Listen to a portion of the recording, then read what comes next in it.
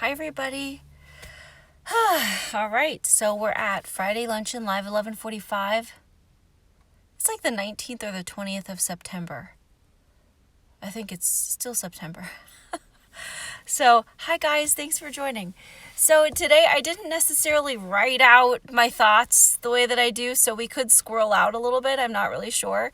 But I had something on my heart that I just thought was worth talking about because I know I'm not the only one. So in my personal life, my, just people whom I love, who I'm connected to, there's just been a lot of energy going on, and it's been kind of heavy for me and just not feeling super great, right? Kind of exhausting, kind of sad, just emotional of all different kinds.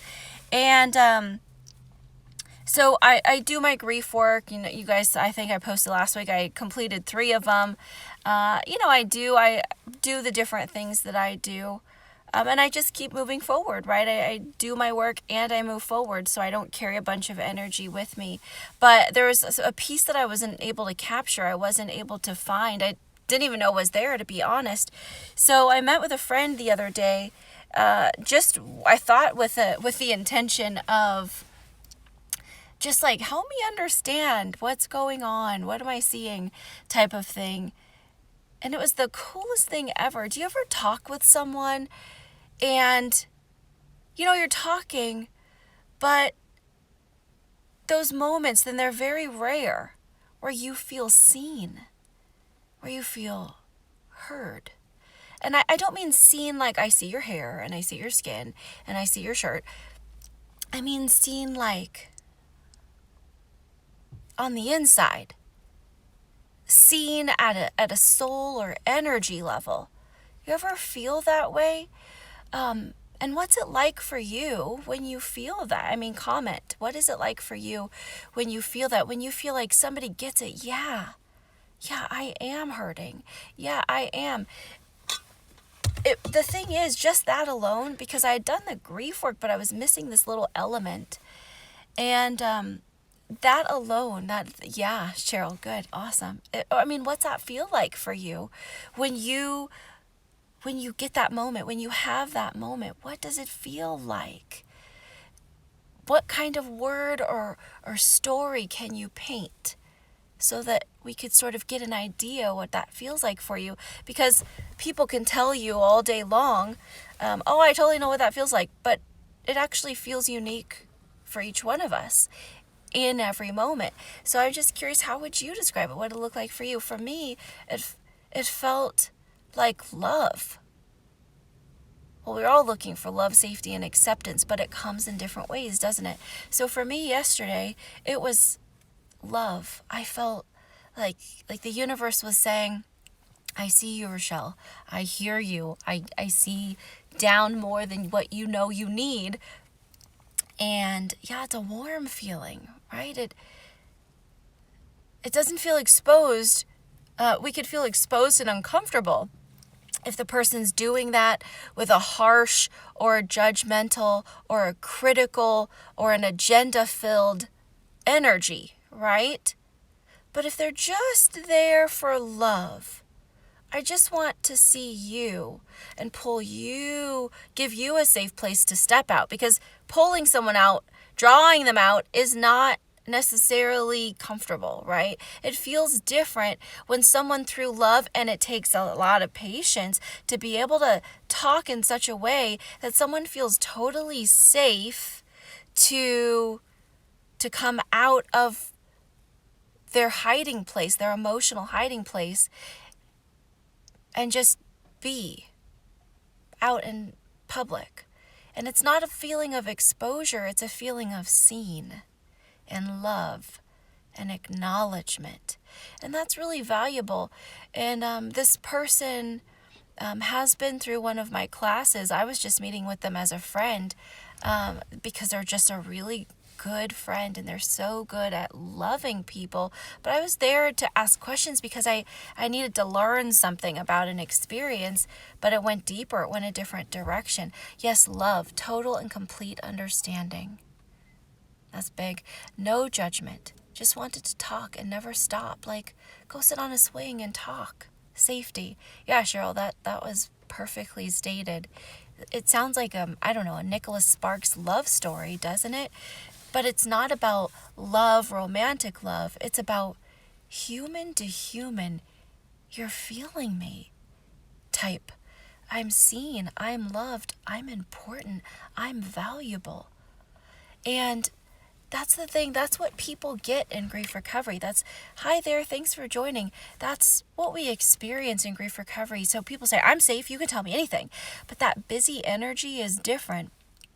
There's an actual way that we train you, that we practice through the classes, that we as specialists are doing for you, but we're training you on how to do it too. Because when you can bring that to another person, the thing is, you don't know when those moments are going to come up, when someone is going to need that from you. You don't know. It's just there.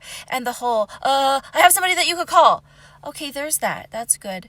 But to have the confidence and the ability and the practice to be able to do it in the moment, at the need of the human at that moment, is invaluable. To me, I felt like I had space to breathe. You ever get that feeling when you feel heavy and it feels like your heart can't beat enough? So it beats faster to try to make up for it because there's not enough space in your chest, or like your breath was tight and you didn't even know. Or when you're driving or something, your breath is like, oh, I didn't even know I was holding my breath. Like there was no space for your breath to expand. There was no space for you to feel all the outer edges of yourself from the inside out. And that's what safety builds. It's not just, okay, tell me what it is. What do you need? What is this? What is that?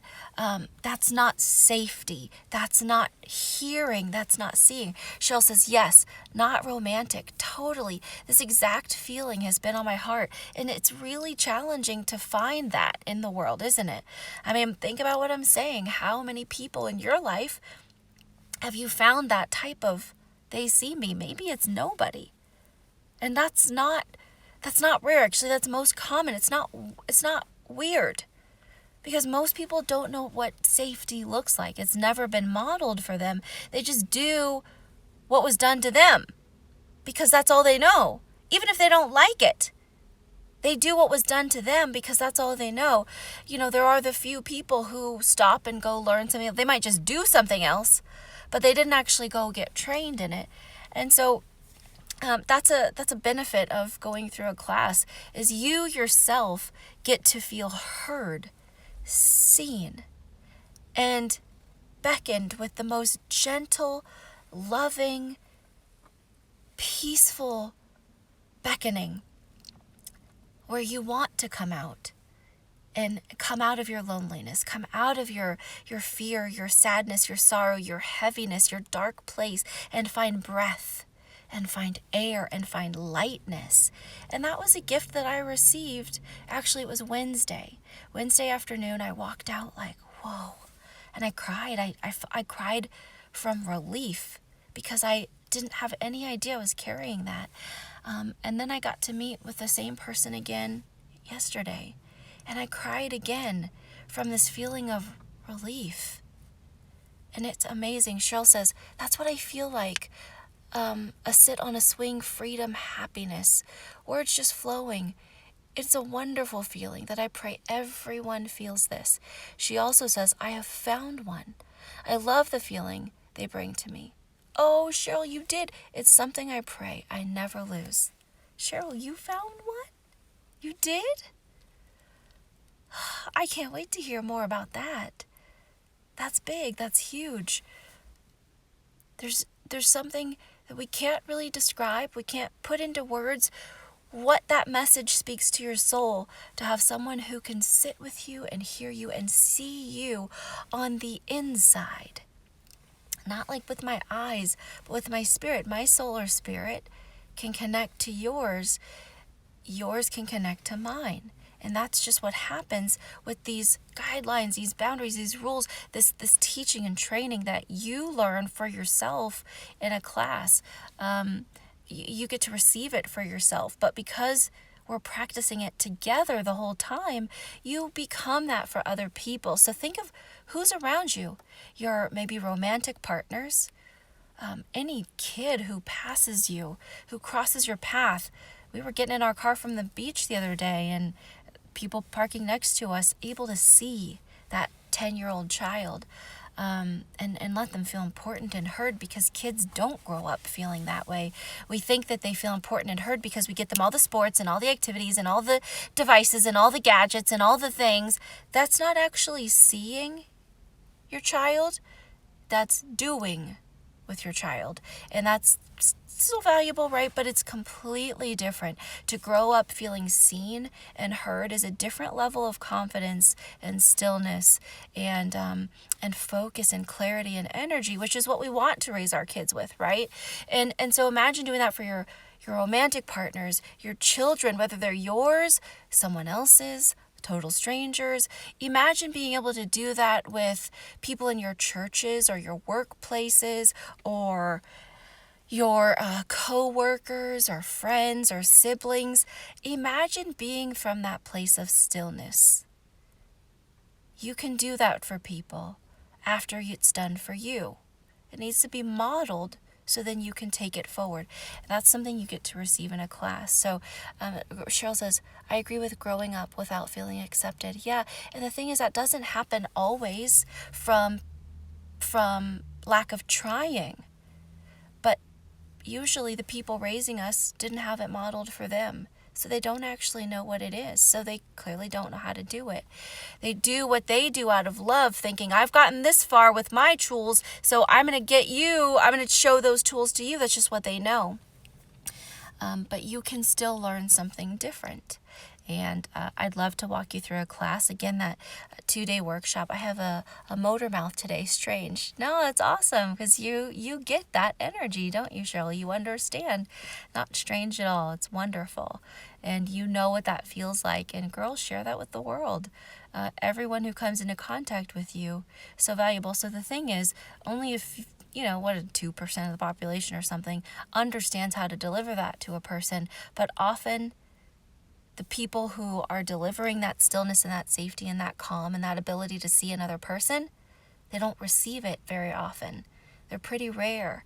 So you educate yourself. You go through this for yourself, but then learn how to be that for other people. It's just a natural part of a class. And it takes a lot of practice to get more familiar with it, to get more quick with it, right? That you're growing a brand new connection in your brain. And it takes a lot of practice moving toward that direction to strengthen that connection and then let the other, maybe not so helpful connections shrink or atrophy. So that's really good stuff for us to know and practice. I hope I get to see you one day or work with you one day and deliver that to you, because I'm telling you from my own experience this week how it's been invaluable. I just felt still instead of something else. I don't really know. I thought it was okay. So the ability to hear and communicate in such a safe way is not really something I could just tell you real quick. It's something I'm going to show you.